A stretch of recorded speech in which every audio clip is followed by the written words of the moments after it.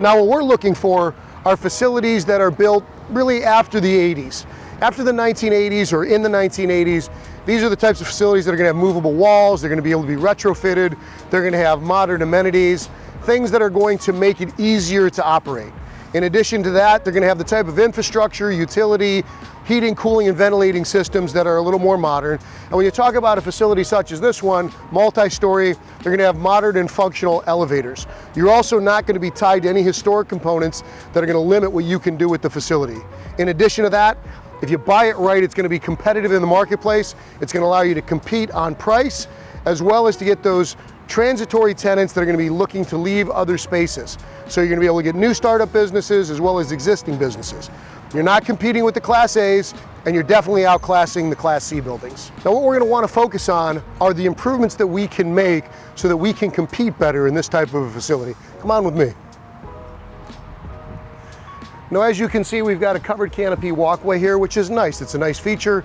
It allows us to insulate ourselves from outdoor weather.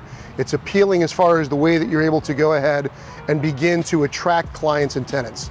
On the inside, we're going to take a look at our common areas. How many square feet do we have to maintain that someone's not going to pay us directly for? And is there a cost of maintenance on that? Now, one of the things that you want to pay attention to when you're looking at a building is something we call load factor. Does it have soaring common area space? Is it something that you're going to have to pay a lot for that you can't pass off to your tenants? Again, you want nice modern finishes, you want to have a nice elevator bank, and certainly today, security is a huge component. These are the things that are going to be important to people moving forward in office. And office facilities, again, tend to obsolesce faster than other types of commercial real estate, specifically medical office.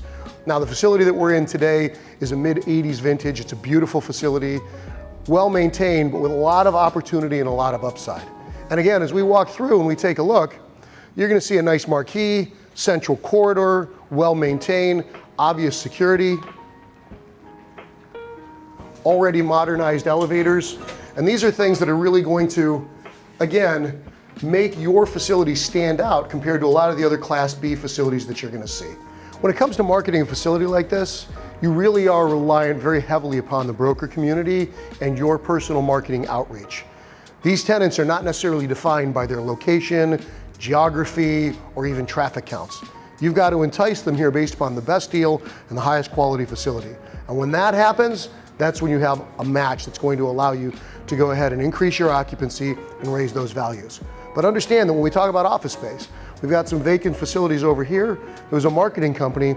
You're going to have to build that out for a new tenant. On the other side, we've got a pharmacy. And when we deal with those types of tenants, again, very specific needs. Not as specific as retail, and certainly not as generic as, say, multifamily, but definitely some improvements are going to need to be made in order to secure that lease that you're going to want. For all of these reasons, I think that office is a space where you can succeed, but one where you need to be careful. What I like about office right now is that post-pandemic, it's put us in a position where there's a tremendous amount of opportunity and value that can be had. But the key here is to make sure that you're going to be able to hold that and sustain it while the market absorbs all the product that's become available since the pandemic.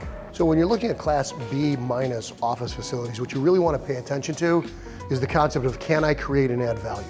And that's not always going to be immediately possible for you. So what we want to do is we want to take a look at these things and see if the market rents are worth the price of acquisition plus what you're going to have to add to it in order to create that value. Because leases in this space are unfortunately not that long. They're going to turn over every 3 to 5 years at a maximum. There's going to be some upfront investment costs, and the fees from brokers are usually pretty high. Because of those reasons, this particular property is going to be a pass.